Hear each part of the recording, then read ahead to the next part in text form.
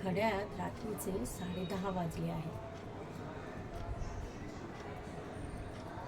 घड्याळ दाखवण्याचा उद्देश एकच.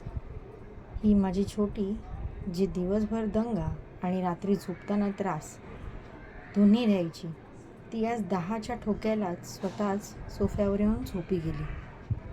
कारण माहिती आहे का तुम्हाला? सांगते.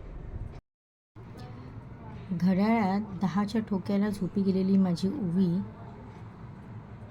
ही स्वतःहून झोपली नाही बरं का.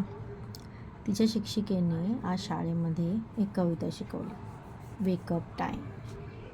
आणि त्यात खूप छान रीतीने तिने सांगितलं की आपल्याला 8 तासाची झोप गरजेची आहे. त्याप्रमाणे रात्री 10 वाजता झोपी गेलं पाहिजे. शाळेतून घरी येताना संध्याकाळी तिने मला हे सगळं एक्सप्लेन केलं. किती वाजता झोपल्यावर 8 तास झोप पूर्ण होईल, किती वाजता जेवायचं, हे सर्व त्या शिक्षिकेने अगदी टाईम टेबलप्रमाणे त्यांना एक्सप्लेन केलं. घड्याळात 9चा ठोका वाजला आणि माझ्या छोटीने जेवायला वाढ म्हणून तकादा लावला. जेवून झाल्यानंतर इकडे तिकडे 2 फेऱ्या मारल्या. त्यानंतर 10च्या ठोक्याला स्वतः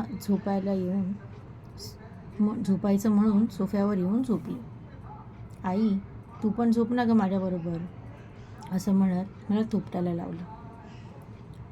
10 सव्वा 10पर्यंत ही मुलगी झोपी गेली. तुम्हाला सांगण्याचं तात्पर्य एवढंच, शिक्षकी पेशामध्ये काय मिळतं असं म्हणून जे शिक्षकी पेशाला नावं ठेवतात त्यांना ही गोष्ट माहीत नाही की पैसा ह्यापेक्षाही खूप मोठं आयुष्यात काहीतरी देणं शिक्षक देऊन जातो. ते म्हणजे शिस्त. मुलांना लागलेली शिस्त ही कोणाला नको असते, खरं ना?